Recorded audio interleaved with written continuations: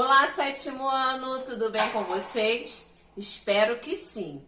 Hoje, terça-feira, dia 13 de outubro de 2020, é a nossa segunda aula do quarto bimestre. E nós vamos iniciar a nossa aula fazendo a correção dos exercícios da aula passada. Então, pegue aí o seu livro e o seu caderno.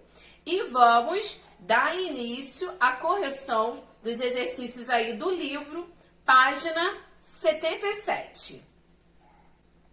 Semana passada nós falamos um pouquinho, do barro aí sendo utilizado dentro de uma performance artística.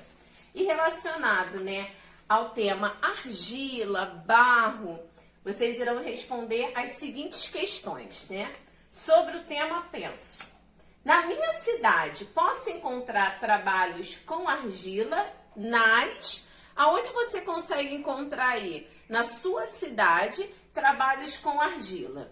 Geralmente, turma, podemos encontrar em feiras de artesanato e em lojas de artigo de decoração. Um lugar que você encontra muitas peças feitas com argila é na Feira dos Paraíbas, que fica localizada aqui no Rio de Janeiro, em São Cristóvão. Dando continuidade ainda na mesma página, número 1. Muitas vezes não percebemos a existência de esculturas ao nosso redor, em praças, museus, galerias, igrejas e etc. São monumentos ou estátuas das mais variadas formas, tamanhos e épocas históricas. A. Você conhece alguma escultura em sua cidade? Qual? Escritores, cantores, compositores, jornalistas, músicos e algumas pessoas ilustres que foram importantes na história do Rio de Janeiro e do país agora fazem parte do cenário na orla do Rio de Janeiro. Essas pessoas se tornaram 7 estátuas, que cada vez mais atraem a atenção de turistas e moradores. Ao todo, são 7 esculturas que cada vez mais atraem a atenção de turistas e moradores. Dentre estas, a escultura do poeta Carlos Drummond de Andrade é a mais famosa. Então, vamos agora observar a escultura do poeta, que é essa escultura aqui, tá bom? Ela está localizada aqui no Rio de Janeiro, fica ali na orla de Copacabana. E a letra B pede para você contar um pouquinho da história dessa escultura. Então, você vai contar aí a história, escrever um pouquinho sobre a escultura que você escolheu. Eu vou falar, do poeta Carlos Drummond de Andrade, que foi a que eu escolhi, tá? Então, vamos falar um pouquinho. Vou deixar aqui posicionada. A escultura, ela foi instalada na orla de Copacabana, no Rio de Janeiro, em outubro de 2002, para comemorar o centenário do escritor e poeta, que nasceu em Minas Gerais, em 31 de outubro de 1902. A escultura é feita de bronze e foi feita pelas mãos do artista mineiro Léo Santana e pesa cerca de 150 quilos. A escultura, nesses anos, sofreu ações de vandalismo, gente, infelizmente. E por conta disso, a Prefeitura do Rio de Janeiro instalou, em 2009, câmeras de segurança. Então, a estátua foi pinchada, já em algum outro momento aí, conseguiram tirar aqui o óculos.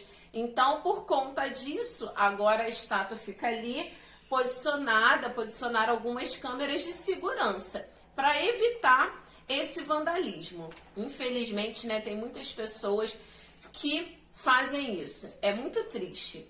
Mas a estátua está ali, como eu falei, se tornou um ponto, essa escultura se tornou um ponto turístico aqui do Rio de Janeiro. É muito famosa, os turistas querem tirar foto, sentar aqui no banco, que fica aqui próximo à praia de Copacabana, em frente ali na orla da praia, que também é outro ponto turístico aqui do Rio de Janeiro. E essa escultura, né, ela vai se adaptando aí às datas comemorativas, às festas, às manifestações culturais, né? Então aqui você consegue ver, eu separei uma imagem que foi no período da Copa do Mundo. Então aqui a escultura também estava torcendo pelo Brasil. Você consegue ver aqui, ó, que esses dois livros aqui foram colocados também ali para dar um charme. E nesse momento de pandemia, a escultura também está usando máscara. Olha que legal, turma. Então, colocaram aqui uma máscara aqui no Carlos Drummond de Andrade. E ele também está ali protegido por conta da pandemia. Bem interessante, né? Porque vai se adaptando aí ao dia a dia das pessoas. Agora que nós já fizemos a correção dos exercícios da aula passada, nós vamos dar início aos conteúdos da nossa aula de hoje. Então, pegue aí seu caderno e anote os conteúdos da nossa aula de hoje. Hoje nós vamos falar um pouquinho sobre Mestre Vitalino, tá? Vamos falar também, continuar falando sobre esculturas não feitas de barro. Essas esculturas aqui do Mestre Vitalino, vocês vão ver que são feitas de madeira e pedra-sabão. Vamos falar de acervos artísticos, arte sacra e barroco. Esses conteúdos aqui estão aí no livro de vocês, da página 79 até a página 81. Então, pegue o seu livro e abra na página 79. Vamos iniciar falando aí sobre o Mestre Vitalino. Vitalino Pereira dos Santos, Mestre Vitalino, alcançou os mais distantes centros culturais do mundo, levando uma significativa mensagem de brasilidade por meio de sua obra ingênua, retratando a vida do povo nordestino. Então isso aqui é um destaque, né, uma característica muito marcante aí das obras feitas por Mestre Vitalino. Aqui nós conseguimos observar já duas, na onde ele retrata a vida do povo nordestino. Ele também é nordestino, tá? Nós vamos ver aqui, ó, que ele é natural de Caruaru, Pernambuco. Mestre Vitalino foi um dos mais importantes ceramistas populares do Brasil. Apesar de produzir objetos em argila desde criança, sua obra só veio a ser conhecida a partir de 1947, quando foi exposta no Rio de Janeiro. Então, quando ele fez uma exposição aqui no Rio de Janeiro, aí sim a sua obra começou a ser conhecida aí pelo Brasil todo. Vamos observar agora, ó, aqui essas duas imagens, tá? Essa daqui que é o primeiro cangaceiro a cavalo, que foi feito de cerâmica, pelo Mestre Vitalino, e essa segunda imagem aqui do Mestre Vitalino segurando aqui, ó, duas esculturas, né? Então, Vitalino, ele foi um artesão que retratou em seus bonecos de barro a cultura e o folclore do povo nordestino. Então, ele colocava ali no dia a dia, né, cada detalhe ali do povo nordestino. Vamos continuar a leitura aqui do texto.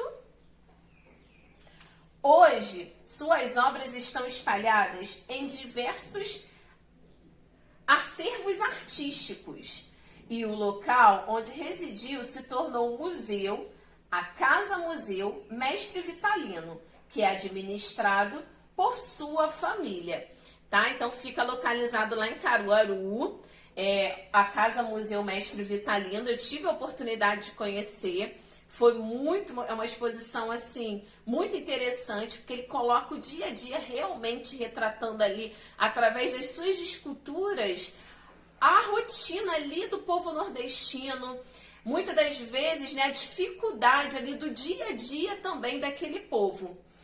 E hoje em dia ele é administrado pela sua família e fica localizado lá em Caruaru. Mas também nós podemos encontrar acervos artísticos dele, do Mestre Vitalino, espalhados aí pelo Brasil. Mas o que são acervos artísticos? Vamos ler aqui embaixo.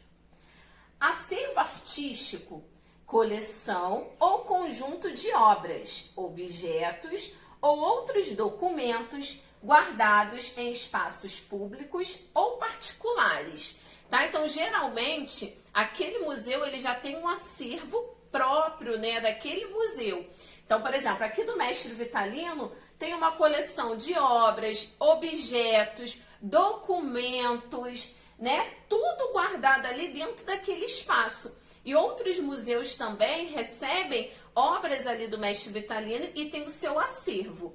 Então, os museus ele tem um acervo fixo, daquelas exposições fixas, mas também ele acaba recebendo, muitas das vezes, alguns acervos, né, temporários, que vai ser uma exposição que pode durar aí apenas 1 ano, 6 meses, né, varia aí com o tempo determinado pelo curador daquela exposição. Então, agora vocês já sabem o que é um acervo artístico.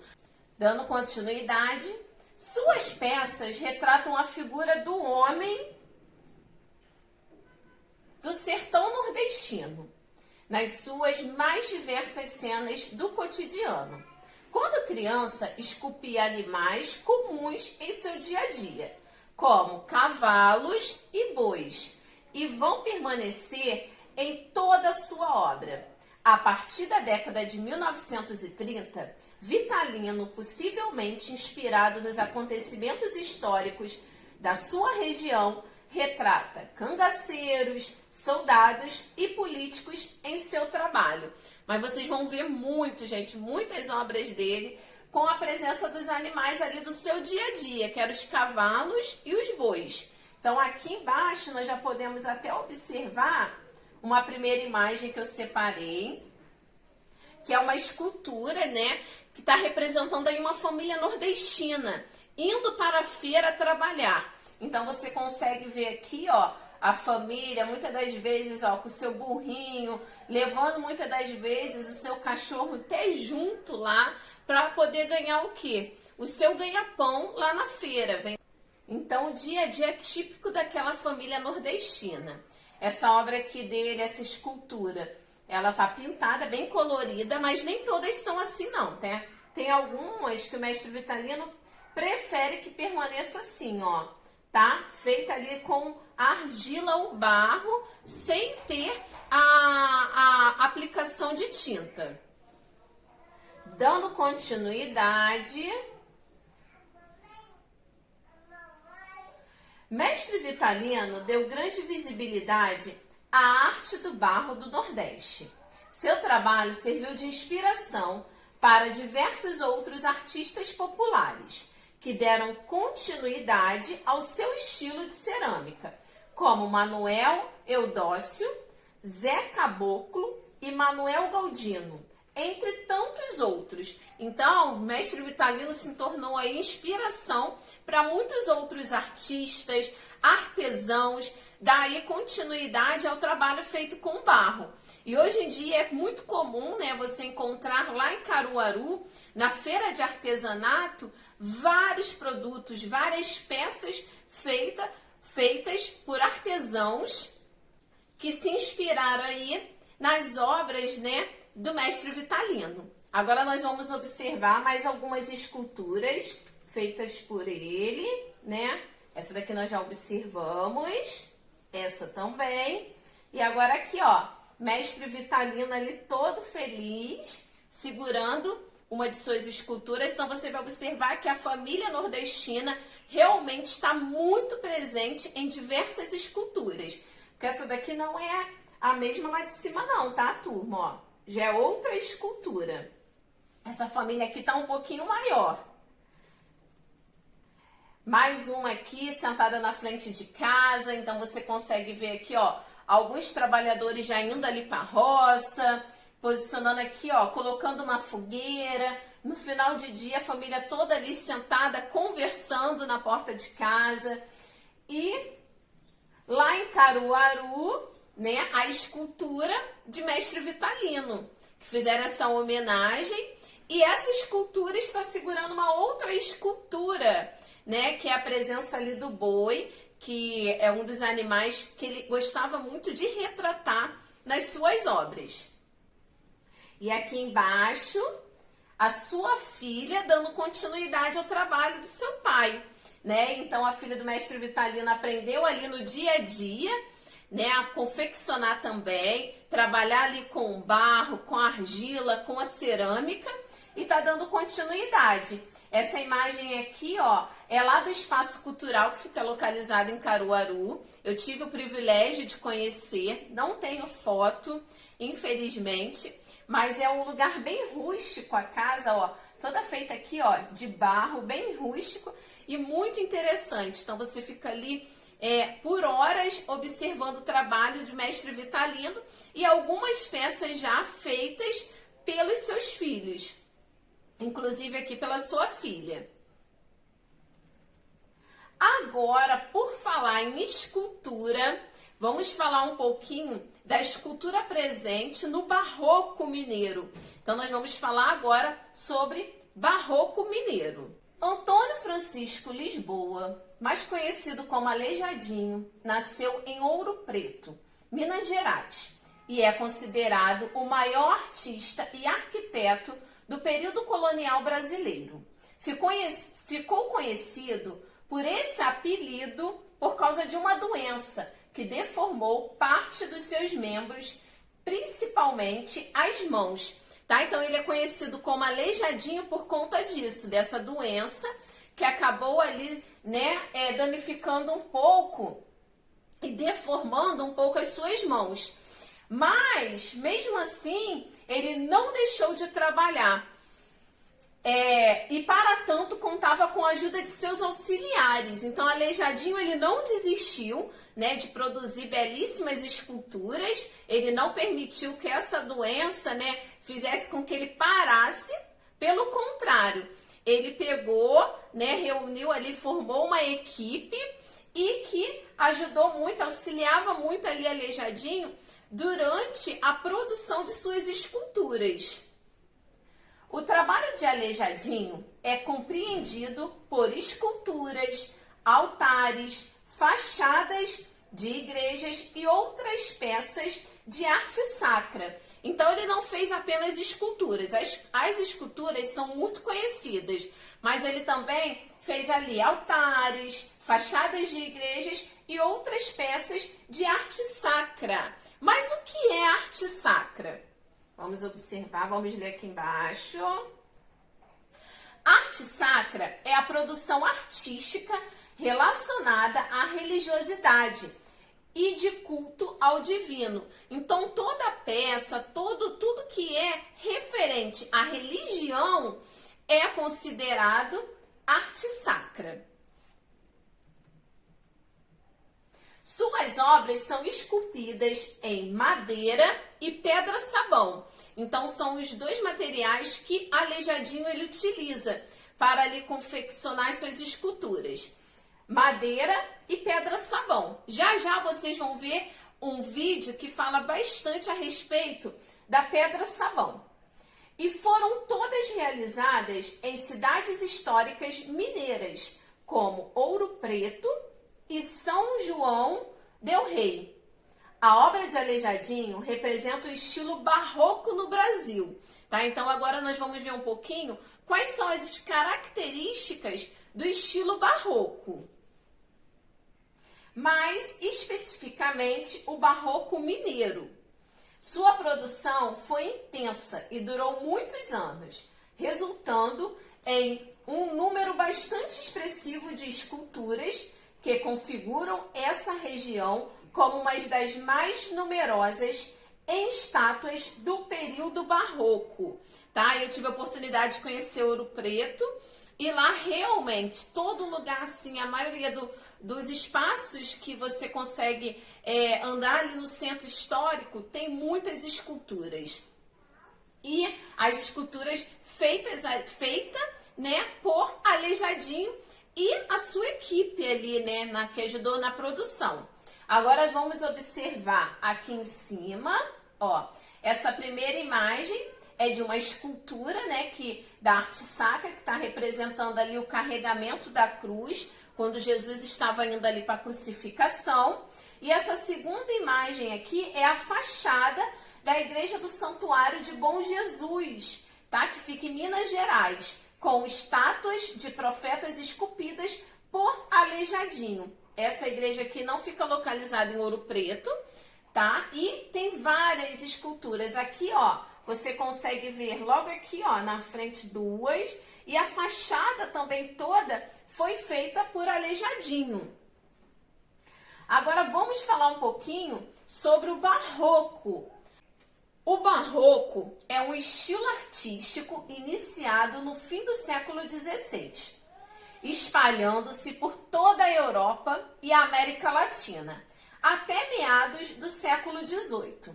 Sua expressão se deu em várias linguagens artísticas, como a pintura, a escultura, a arquitetura e a literatura. Então, o barroco ele não está presente só ali, né, nas linguagens artísticas como a escultura, não. Também está na pintura, na arquitetura e na literatura. Agora, quais são as características do barroco? Suas características principais são a riqueza de detalhes, tá? Então, tem muitos detalhes ali, vocês vão observar já já, em algumas esculturas. Expressividade e dramaticidade, além de uma estreita relação com os ideais da Igreja Católica. Então, você vai ver a expressão ali. Muitas das vezes as pessoas falam que o barroco, né, é um movimento dramático, que mostra ali o drama. E você vai ver muitas esculturas tendo relação à arte sacra, né, relacionada ali à Igreja Católica. Agora nós vamos observar algumas esculturas do barroco, tá? O barroco mineiro. Então aqui nós podemos observar várias esculturas aí presentes nas igrejas, em espaços culturais. Então você consegue ver, você consegue observar, né, o detalhe aqui, ó, na roupa de cada escultura, que dá a impressão que é realmente até um tecido, que não é feito de pedra-sabão e nem de mármore. Você consegue ver aqui, ó, e as expressões. Eu até coloquei essa escultura aqui, ela de pertinho para vocês poderem observar, olha. Então são muitas as esculturas espalhadas aí por cidades históricas mineiras. Essa escultura aqui, ó, eu separei uma imagem para vocês observarem bem de pertinho, olha ela aqui. Então você consegue ver, olha os detalhes aqui em relação até aqui a barba, o cabelo. Então o barroco tem as características, né, forte, a expressividade e também a dramaticidade. Agora, eu separei aqui também uma imagem, né, que eu falei com vocês que eu tive a oportunidade de conhecer ali Ouro Preto. Tá em frente de uma das igrejas lá históricas. E lá dentro dessa igreja tem várias esculturas relacionadas aí à arte sacra. Essa aqui sou eu, lá na frente ali a fachada da igreja. Agora eu vou voltar aqui em cima, porque eu estou disponibilizando um link aqui em cima. Esse link que nós vamos assistir juntos uma reportagem falando um pouco aí da pedra-sabão, como ela é utilizada dentro das esculturas do barroco mineiro. Vamos assistir juntos? A pedra-sabão é uma rocha do tipo metamórfica, formada a partir da transformação de outras rochas ao longo de milhares de anos. Ela é constituída por talco, aquele mesmo usado nos bebês após passar por processo industrial. E é esse talco que dá a característica de sabão à pedra, típica aqui da região dos Inconfidentes. A pedra-sabão é porque ela é constituída essencialmente por talco, o mineral talco. O talco é um mineral com uma dureza muito baixa, dureza 1, que é na escala chamada de Mohs, que a gente usa na geologia. Para comparar, por exemplo, o diamante, que é o mineral mais duro que se tem, constitui o extremo oposto da escala de Mohs, de dureza 10. Pois bem, o talco, por ser tão macio, né, de dureza tão baixa, ele parece assim um sabão. A gente pode riscá-lo com a unha, né? E isso, então, daí o nome pedra-sabão. Nós temos aqui terrenos muito antigos, né? Dessa região do Arqueano, no éon Arqueano, dizer que se formaram aí como eu disse, essas rochas há mais de 2 bilhões de anos atrás. E esses tipos de rocha não são tão comuns assim na Terra, justamente por causa da antiguidade. Os terrenos onde elas se formam são muito antigos. E aqui nós tivemos o privilégio de ter essa fase, né, de magmatismo, de formação de rocha ígnea tão antiga, em que nós tivemos então a formação da rocha original e depois, com o tempo, o metamorfismo que gerou a pedra-sabão. Muito antes dessa rocha ser usada para fazer arte, ela servia na fabricação de utensílios domésticos, como panelas e copos. No século XVIII, a produção de esculturas em pedra-sabão ganhou destaque nas mãos do grande escultor Aleijadinho. Na época, os artistas eram contratados e faziam as obras dentro das igrejas. Desde cedo, provavelmente, eles perceberam que a pedra-sabão era muito maleável, muito fácil de esculpir, né? Parecido com o que o mármore Carrara, por exemplo, era na Itália. E ela tomou muitas proporções quando ela começou a ser utilizada na arte religiosa, especialmente na construção de lavabos de igreja, na parte interna, e depois, já na época do Aleijadinho, de grandes portadas feitas de pedra-sabão. A exploração e a comercialização da pedra-sabão em larga escala, em Minas Gerais, começou só no século XX, principalmente entre as décadas de 1960 e 1970. É nesse período que o turismo em Ouro Preto passa a ganhar força, em boa parte devido às esculturas do mestre do Barroco Nacional. O Aleijadinho trabalhava sobre 2 suportes principais, a madeira e a pedra-sabão. Há relatos que ele tenha trabalhado a argila também, mas principalmente esses 2. A madeira já era utilizada em Portugal, ele aprende provavelmente a usar a madeira com os artistas portugueses. A pedra-sabão que é uma coisa tradicional daqui. Né? Provavelmente novas técnicas foram reinventadas aqui na região. Há relatos de que os escravos africanos já usavam essa pedra-sabão aqui, ele também deve ter aprendido a trabalhar dessa forma. E a grande importância do Aleijadinho foi transformar a pedra-sabão na principal marca da arquitetura das igrejas. E a técnica de manipulação da pedra-sabão é passada de pai para filho. Foi assim com Fernando, que trabalha há 20 anos como escultor. Ele é um dos fundadores da feirinha de pedra-sabão, famosa entre os turistas que visitam Ouro Preto. Começou, foi depois que teve uma mudança na feira aqui, as barracas nossas do lado de lá. Ela veio para cá junto com a pedra-sabão, aí foi onde que eu criei esse trabalho colorido, porque eu estava no meio da pedra-sabão. Mexi com joia, larguei a joia para trás e criei esse trabalho de pedra que virou uma evolução das 2 décadas para cá. Eu achei muito bonitas, né? A originalidade que eles trabalham com a pedra-sabão, eu acho muito bacana. E as esculturas vendidas na feirinha e em diversas lojas de Ouro Preto fazem sucesso até com quem já foi morador e hoje é turista. Como a Ivani, que nasceu aqui na cidade, mas mora há 20 anos em Poços de Caldas. Todas as vezes que a gente vem aqui, nossa, eu mato minha saudade, eu tenho que passar aqui na feirinha e conhecer o que a gente tem de bom que a gente não valorizava antes. E dessa vez vai levar alguma peça para Poços? Vou sim. Eu já comprei um estojo para uma amiga minha, aí agora eu tô comprando um porta-retrato. Eu achei muito legal. E a última vez que eu vim aqui não tinha.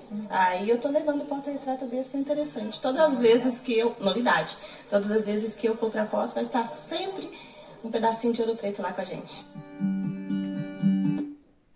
Bem legal, né? Então a pedra-sabão, por isso que ela tem esse nome, não é feita de sabão, tá, turma? É por conta mesmo que você consegue esculpir com mais facilidade do que o mármore ou outras pedras. Agora que vocês já aprenderam aí um pouco do barroco, da pedra-sabão, né, sobre Aleijadinho, é o momento de vocês colocarem em prática, fazendo o exercício da nossa aula de hoje, que está aqui na página, peraí, turma, 81. Como vimos no texto e nas imagens, é possível criar esculturas a partir de diferentes materiais. Vamos criar esculturas com sabão em pedra? Sim? Vamos lá, agora é o momento de vocês fazerem a sua escultura. Quais os materiais que vocês irão precisar? Papel papel, lápis grafite, colher de sobremesa ou chá, palito de churrasco, mas também pode ser palito de picolé, sabão em barra ou sabonete em barra, tá? Aí vai ficar a critério de vocês. O sabão, o valor dele é mais baixo. Então, por ser mais barato, você pode optar pelo sabão em barra. Vamos agora passo a passo de como você vai criar a sua escultura. Desenhe como será a sua escultura no papel. Então, você vai escolher o tema aí. O que você vai fazer? Um animal? Vai fazer algum objeto? Pare e pense o que você vai desenhar. Qual vai ser o tema aí da sua escultura? Depois, passe o projeto para o sabão com o lápis. Então, você vai desenhar ali no sabão com o lápis o seu desenho. Aos poucos, retire as partes do sabão com a colher e o palito que não fizerem parte de sua escultura. Então, eu vou mostrar uma imagem aqui para vocês entenderem melhor, que você vai desenhar. Peraí, vou aqui embaixo. Essa, ó. Aqui. Então, você vai desenhar. Então, as partes que você não vai precisar da sua escultura, você vai tirando como auxílio aí da colher e do palito, ou do palito de picolé ou de churrasco. Então, aqui, ó, vocês conseguem até observar, ó, que essas partes aqui são as sobras. Vamos voltar lá para terminar de ver o passo a passo e já eu volto aqui nessas imagens. Se desejar, raspe as pontas com a colher para tirar angulações, tá? Então, você vai fazendo assim para deixar uma superfície lisa. E o último passo, passe na água corrente delicadamente, tá, turma? Então, você vai lá, passar delicadamente, ou você também pode pegar um pano, tá? Deixar ele úmido e ali você vai fazer o acabamento. Você vai tirar o pó e em seguida retira o excesso de água com um pano. Então, você vai ali fazer o acabamento da sua escultura. E finalizou aqui, a sua escultura vai estar pronta. Aqui eu separei algumas imagens para vocês poderem aí, né, usar como inspiração para criar a sua escultura. Vamos lá observar as imagens. Então, vocês podem, ó, fazer aqui, tá vendo, um barquinho, né? E aqui, quem fez, deixou essa parte aqui do sabonete ou do sabão em barra. Vocês podem fazer tanto dessas duas formas aqui, né? Ou como tirar e deixar apenas aqui, ó, o formato do desenho que você escolheu. Aqui embaixo, ó, duas colunas feitas também com sabão em barra. Olha esse passarinho que bonitinho. Um peixinho. Então, use a criatividade aí para compor sua escultura. Essa tartaruga. Aqui embaixo, ó, vários modelinhos de flores. Ok, turma? Agora, depois que você finalizar e terminar aí a sua escultura, você irá responder algumas questões aqui do livro. Ainda na página 81, ó, terminou. Você vai agora responder as seguintes questões. A. Quais foram as dificuldades na confecção da sua escultura? Né? Você teve alguma dificuldade? Sim ou não? Se teve, eu vou querer saber qual foi a dificuldade. B. Que situação você retratou? Qual foi o tema da sua escultura? Anota aqui. C. Que nome você daria a essa escultura? Cria aí um título para a sua obra, ok? Letra D. Leve para a sala de aula. No momento, né, nós não estamos em sala de aula, mas o que vocês irão fazer? Vocês irão apresentar a sua escultura no nosso próximo encontro do Zoom, tá? Então, nós vamos fazer uma exposição online. Então, cada um de vocês irá apresentar, vai falar o título da sua escultura, se teve alguma dificuldade. Então, nós vamos fazer essa correção, ok? dessa atividade. Ano passado, eu consegui fazer essa exposição, né, com a turma do 7º ano do ano passado. Vocês eram alunos do 6º e eu tenho certeza que vocês conseguiram visitar essa exposição que ficou lá na escola, no pátio da escola, né? Quem lembra aí da exposição? Foi muito interessante porque os alunos usaram muita criatividade e, além do mais, né, foi uma exposição super cheirosa, porque muitos alunos usaram sabonete, então ficou assim criativo e ao mesmo tempo assim bem perfumada. Então eu aguardo vocês no nosso próximo encontro do Zoom com a sua escultura feita com sabão em barra ou sabonete em barra, ok? Turma, por hoje é só. Nos vemos semana que vem, uma terça-feira abençoada. Fiquem com Deus. Tchau, tchau!